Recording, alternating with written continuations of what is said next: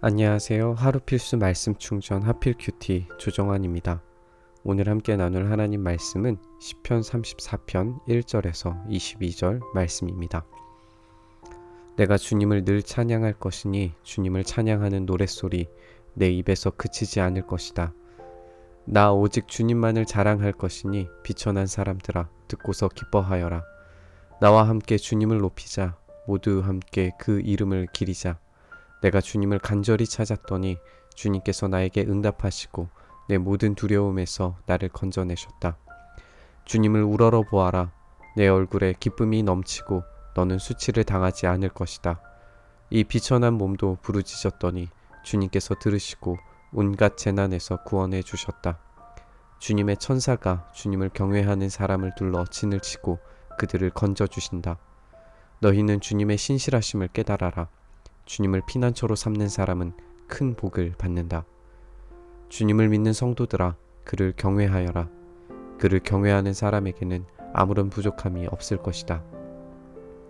젊은 사자들은 먹이를 잃고 굶주릴 수 있으나 주님을 찾는 사람은 복이 있어 아무런 부족함이 없을 것이다. 젊은이들아, 와서 내 말을 들어라. 주님을 경외하는 길을 너희에게 가르쳐 주겠다. 인생을 즐겁게 지내고자 하는 사람, 그 사람은 누구냐? 좋은 일을 보면서 오래 살고 싶은 사람, 그 사람은 또 누구냐? 내 혀로 악한 말을 하지 말며 내 입술로 거짓말을 하지 말아라. 악한 일은 피하고 선한 일만 하여라. 평화를 찾기까지 있는 힘을 다하여라.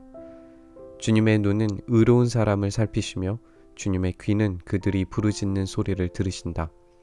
주님의 얼굴은 악한 일을 하는 자를 노려보시며 그들에 대한 기억을 이 땅에서 지워버리신다.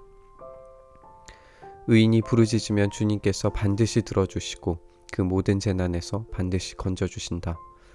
주님은 마음 상한 사람에게 가까이 계시고 낙심한 사람을 구원해 주신다. 의로운 사람에게는 고난이 많지만 주님께서는 그 모든 고난에서 그를 건져주신다. 뼈마디 하나하나 모두 지켜주시니 어느 것 하나도 부러지지 않는다. 악인은 그 악함 때문에 끝내 죽음을 맞이하고 의인을 미워하는 사람은 반드시 마땅한 벌을 받을 것이다. 주님은 주님의 종들의 목숨을 건져주시니 그를 피난처로 삼는 사람은 정죄를 받지 않을 것이다. 오늘 시의 표제는 아비멜렉 앞에서 미친 채 하다가 쫓겨나서 지은 다윗의 시라고 되어 있습니다. 다윗은 사울이 자신을 시기하여서 죽이기로 했다는 이야기를 요나단으로부터 듣습니다. 다윗은 두려워서 블레셋 땅 가드로 피합니다. 하지만 그곳에서 정체가 발각된 이후에 미친 척을 하면서 겨우 도망칠 수 있었습니다. 그리고 아둘람 굴에 숨어 있었는데 그곳으로 환난당한 사람, 빚진 사람, 마음이 원통한 사람들이 모여서 400여 명에 이르게 됩니다. 오늘의 시는 이 배경으로 쓰였다고 표제에 기록되어 있지만 일반적인 찬양과 가르침으로 기록된 것처럼 보입니다. 그리고 이 시편은 알파벳 순으로 기록된 시의 특징을 가지고 있습니다. 이런 여러 가지 복합성을 유념하면서 읽어보면 좋을 것 같습니다. 시인은 언제나 찬양하는 노랫소리를 멈추지 않겠다라고 말하면서 비천한 사람들아 듣고서 기뻐하고 함께 찬양하자라고 말합니다. 우리가 배경에 대해서 생각해 본 것처럼 아둘람 굴에 모인 사람들의 구성원들의 재원이 그리 뛰어나지 않았던 것을 생각을 해보면 이 비천한 사람들이 아둘람 굴에 있는 사람처럼 보이기도 합니다.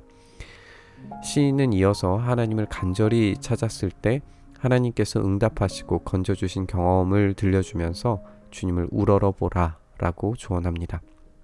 자신도 비천한 몸이지만 부르짖었을 때 하나님께서 들으시고 재난에서 구원하시고 응답하셨다 말합니다. 침을 흘리면서 문에 머리를 그적거리는 다윗을 생각을 해보면 그런 상황에서도 고개를 들어 하나님을 보라는 다윗의 조언이 더욱 강렬하게 다가오는 것 같습니다. 시인은 하나님께서 신실하게 반응하시기 때문에 부족함 없이 채워주실 것을 믿으라고 말합니다. 하나님을 경외했을 때 젊은 사자들은 먹이를 잃고 굶주릴 수 있어도 성도들은 아무런 부족함 없이 채워주실 것을 경험합니다.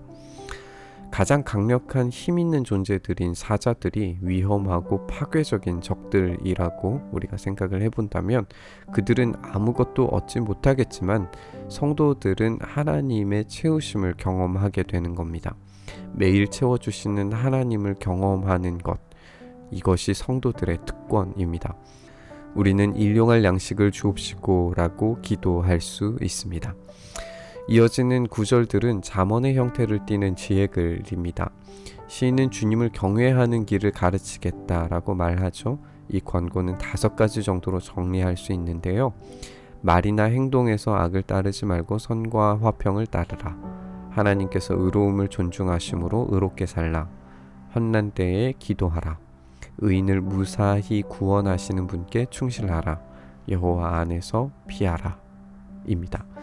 이렇게 일반적인 잠언의 형식을 띠고 있지만 특별히 신약에서 인용된 구절들이 있어요.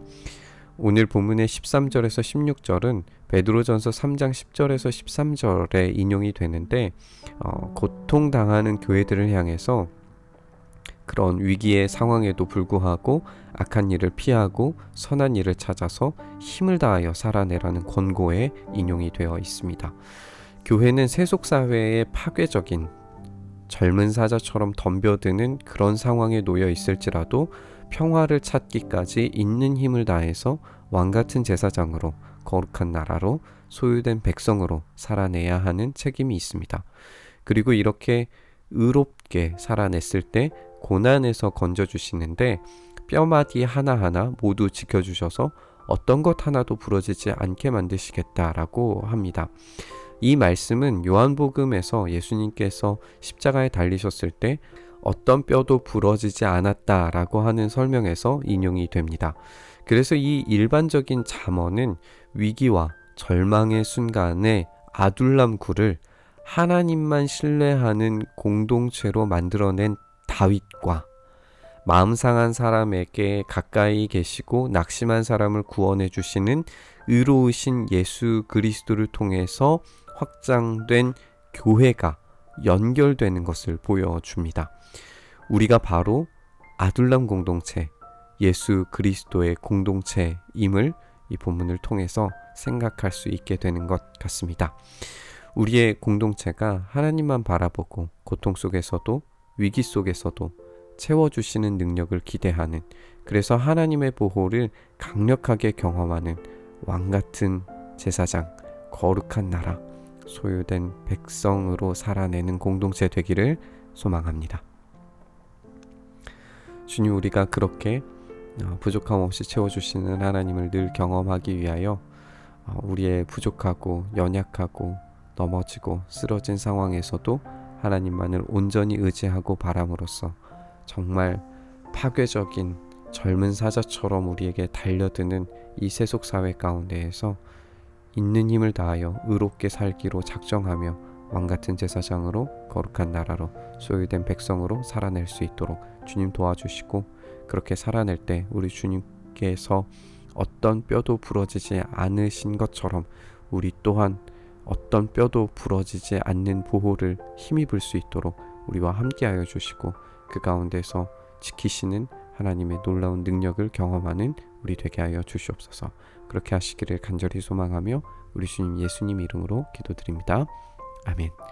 오늘 부딪힌 말씀을 가지고 함께 기도의 자리로 나아가시죠.